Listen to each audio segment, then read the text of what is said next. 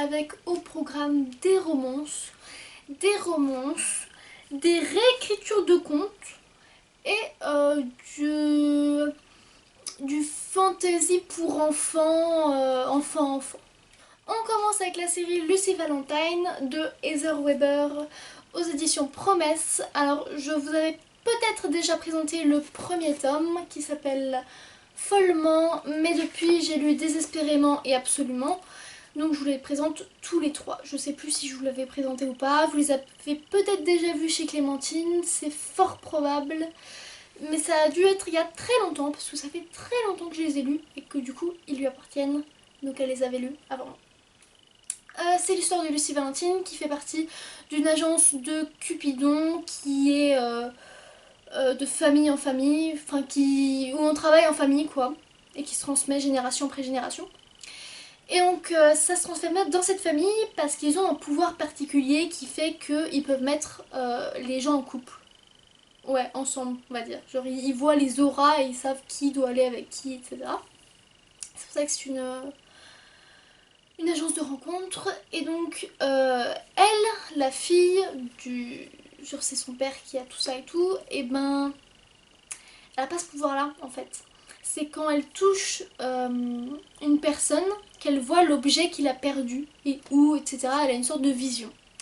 Et donc cette fille là, tout commence quand elle voit un objet, une bague qui se retrouve au doigt d'une morte. Donc elle devait retrouver la femme à qui appartenait la bague et elle retrouve cette bague sur quelqu'un qui est mort. Et donc elle se retrouve embrigadée avec la police, elle essaie de les aider sans leur dire pourquoi elle est là, etc. Tout en faisant un peu dans le secret. Puis elle rencontre quelqu'un, un homme qui l'aide à faire ses recherches, etc. Et du coup au fur et à mesure elle s'embrigade dans des enquêtes parce qu'elle peut les aider au final. Et j'ai adoré, j'adore cette saga mais vraiment il y a encore un quatrième tome parce que c'est un par saison, on l'a pas encore acheté mais il va falloir y aller en fait parce que c'est vraiment une bonne saga avec de l'enquête, du suspense, un peu de romance, des pouvoirs, tout ça, vraiment il y a de tout, il y a de tout. C'est pour adultes mais les enfants... Ah, non, les enfants, ça va quand même, ils pourraient le lire, même si pas trop jeunes quoi. Les pré-ados, ils pourraient le lire. Parce que c'est vrai que dans le premier, quand elle imagine la mort, la morte, le mort, je sais plus. Et du coup, ouais, non, ça c'est peut-être pas pour les vraiment enfants, mais sinon, il n'y a rien qui empêche tout public. Et c'est vraiment une bonne saga où il y a toujours plus d'aventures, plus d'enquêtes, plus de morts, de choses qu'on recherche, d'énigmes. Ce qui fait que c'est une très bonne saga. Ensuite nous avons Losing Hope de Colleen Hoover aux éditions PKJ. Alors Losing Hope c'est le point de vue du garçon du tome Hopeless qui est rose, pareil chez PKJ. Comment vous dire, c'est l'histoire d'une nana qui rencontre un mec. Non, je vais pas vous le raconter comme ça parce que ici... Du point de vue du mec, on connaît déjà toute l'histoire, donc il faut déjà lire le point de vue de la fille. Hein. Tout se lit d'abord Hopeless et après Losing Hope, parce que sinon vous allez vous spoiler tout le premier tome, ça ne servira à rien. C'est une histoire d'amour avec une fille qui est torturée, on va dire, au sens mental. Elle a beaucoup de mystères en elle et elle a subi des choses, tout ça... Enfin, elle n'a pas eu une vie très facile et on le découvre peu à peu et elle le découvre en rencontrant ce garçon et en apprenant à le connaître, etc. Enfin, c'est... Je sais pas trop comment vous le dire, mais c'est un tome de Colleen Hoover, c'est un de ses premiers, je crois. Et vraiment, c'est... Bah, c'est du Colleen Hoover, quoi, vous le savez, j'adore Colleen Hoover, Clémentine aussi. Et vraiment, genre, si vous voulez de la romance, foncez! Vraiment, ça change des clichés, etc. Surtout que c'est des tomes au lycée, moi j'aime bien les petits tomes au lycée, université. Là, c'est lycée. C'est vraiment pas mal. Moi je dis foncez de toute façon dès que c'est Colleen Hoover. On va continuer sur la lancée de Colleen Hoover. Cette fois-ci c'est Too Late aux éditions Hugo Roman. Et j'avoue qu'il ne m'a pas marqué, donc j'ai dû relire le synopsis derrière. Et donc c'est une fille qui est dans une relation toxique avec un homme. Et elle rencontre un nouvel homme qui va peut-être l'en sortir de cette relation toxique dont elle n'arrive pas à se sortir. De toute façon je sais que il n'y a aucun tome de Colleen Hoover que je n'ai pas aimé. mais celui-là ne m'a pas marqué, donc c'est peut-être celui que j'aime le moins. C'est son plus récent il me semble. Et ouais non, il m'a pas marqué, mais c'est vrai que de toute façon c'est une romance Colleen Hoover, donc il faut quand même la lire. Donc ce que j'ai dit pour le précédent marche aussi, lisez-le. Il s'agit ensuite de l'école du bien et du mal de Faman Shainani. Shainani, ouais, aux éditions PKJ. Donc ça c'est un tome pour enfants. Comment dire, c'est un village où chaque année il y a deux enfants qui sont enlevés. Une qui va être une qui va être emmenée dans l'école du bien et l'autre dans l'école du mal. Donc on a deux héroïnes qui sont amies. Il y en a une qu'on sait tous qu'elle va se faire enlever pour aller dans l'école du mal parce que elle est terne, elle est taciturne, on dirait une sorcière, elle est moche, enfin voilà quoi. Et l'autre qui est super belle et tout, qui ne veut qu'aller dans l'école du bien mais qui a l'air un peu sournoise quand même, tout ça. Et donc elles sont tous les deux amies et elles sont toutes les deux emmenées en même temps pendant le soir où ils se font enlever, etc.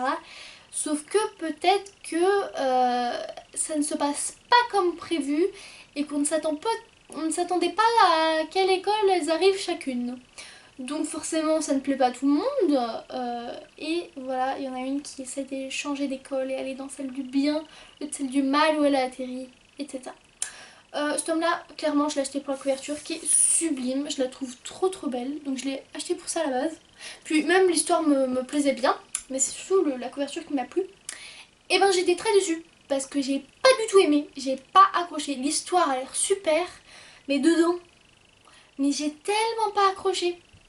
C'était peut-être parce que c'est trop enfantin pour moi, mais même je lis des trucs enfantins qui me plaisent. Mais là, j'étais en ouais, mais c'est bof quoi. Je saurais même pas quoi vous dire parce que en soi, il y a des petites aventures où elles essaient de passer par là, par là. Mais en fait, je crois qu'il y avait des choses que je comprenais pas et d'autres où j'étais en mode bof. Les romances, j'ai pas du tout accroché parce que c'était des trucs d'enfants en même temps, voilà. Mais vraiment, j'ai été très déçue par ce tome. Peut-être que pour les enfants de... Parce que c'est quand même un bon livre, 450 pages mais écrit en gros. Peut-être pour les enfants de 10, 11 ans, 12 ans, je le conseillerais. 10, 11, 12. Mais pour le reste, je sais pas, soit c'est trop jeune, soit c'est trop vieux. Mais j'avoue que vraiment j'ai pas accroché, j'ai été très déçue d'avoir acheté ça pour sa couverture quoi. Ensuite il s'agit de The Sun is also a Star de Nicolas Yoon aux éditions Bayard. Je viens d'apprendre que ce livre était adapté en film parce que je l'ai trouvé en streaming. Donc il n'est pas passé au cinéma mais vous pouvez le trouver en streaming. Mais pas sur Netflix. Voilà, donc si ça vous intéresse. Donc c'est une fille qui va être expulsée d'ici 2 jours, 1 ou 2 jours. Parce que elle est venue illégalement aux États-Unis quoi. Et donc elle va être envoyée dans son pays d'origine, ça ne lui plaît pas, donc elle passe la journée à chercher un avocat, etc. Mais elle rencontre un homme, un asiatique, qui va passer la journée avec elle, et donc ils vont passer la journée à apprendre à se connaître, etc. Donc le livre fait 24 heures à peu près, 24 ou 48 heures, et donc on voit deux personnages qui, dans un temps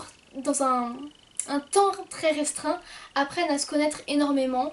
Et c'est vrai que c'était un très bon livre, donc je sais qu'il a énormément plu à Clémentine. Et moi j'ai bien aimé, même si c'est pas mon style de romance, j'ai bien aimé voir les deux personnages apprendre à se connaître, apprendre des choses les uns sur les autres, et surtout le fait que ce soit en très peu de temps. Apprendre autant en très peu de temps, c'était très intéressant. Et du coup, soit si vous avez un peu peur de vous lancer dans le livre, je vous conseille de regarder le film que je n'ai pas encore vu, qui a l'air pas mal. Mais sinon, oui, c'est vrai qu'il était bien. Il est un peu court quand même. Ouais, ça va. Un peu moins de 400 pages. Ah non, 400 pages. Un peu plus de 400 pages même. Mais en fait, il a l'air court comme ça. C'est pour ça que j'avais pas l'impression. Mais après, c'est écrit en gros comme d'hab. Mais ouais, non, vraiment, c'était pas mal. Et ça changeait en fait. Ça changeait que la rencontre soit comme ça, que ça se passe en si peu de temps. C'est ça qui m'a plu, je pense. Le fait que ce soit aussi nouveau pour moi. Et pour finir, Il était une fois de Eloisa James aux éditions J'ai lu. Donc ce sont 5 histoires, 5 réécritures de contes. Ici je vais vous présenter les 2 premières parce que je n'ai pas lu les suivantes. 2 très différentes. Donc la première c'est une réécriture de contes de Cendrillon. et la deuxième de La Belle et la Bête. Alors, comment vous dire, donc ça c'est une intégrale. Je sais pas s'il y a des tomes séparés, mais ça c'est l'intégrale. Euh, je me souviens avoir lu le premier et ne pas avoir du tout accroché. Donc je saurais pas vous dire pourquoi, je sais que c'est une réécriture de conte de Cendrillon et que je n'ai pas du tout aimé. Je sais pas pourquoi, mais je sais que j'ai adoré la réécriture de conte de La Belle et la Bête. J'ai adoré les personnages, comment c'était réécrit, la romance, enfin je me souviens avoir adoré. Donc si c'est pour de la réécriture de... Enfin si vous aimez les contes, la réécriture de contes, etc., je pense que vous pouvez foncer. Parce qu'il y en a peut-être une que j'ai pas aimée, mais l'autre j'ai adoré. Et donc vous pouvez les lire dans le désordre, etc. Mais il y en a trois autres. Clémentine vous les a déjà présentées normalement. Mais je pense qu'il y en a une, c'était la princesse au petit pois. Après, une si vilaine duchesse, donc je sais pas d'où ça vient. Après, c'est réponses. Voilà, donc ça a l'air pas mal. Moi, je vais continuer de les lire, même si ça fait plus un an que j'ai lu les premiers. Et oui, je vous le présente que maintenant. Ça fait un moment, hein. Ouais, bah du coup, voilà, les deux premiers pour les réécritures de contes, c'est vachement bien si vous aimez ça, si vous êtes toujours dans l'enfance. Mais, ah oui, c'est d'adulte, il y a de la fesse. J'allais oublier de le dire, il y a de la fesse dedans. Voilà, donc c'est vraiment pas mal. C'est pour les adultes et c'est ceux qui ne veulent pas perdre leur âme d'enfance. Leur âme d'enfant. C'en est fini pour cet update, j'espère qu'il vous aura plu. N'hésitez pas à mettre un petit pouce en l'air, ça fait vraiment très plaisir. Et puis laissez un commentaire, vous connaissez la chanson, dites-moi tout ce que vous lisez en ce moment, si vous avez aimé cet update, si vous allez lire ces livres, s'ils vous intéressent, si vous les avez déjà lus. Voilà, je vous souhaite de joyeuses lectures et je vous dis à bientôt.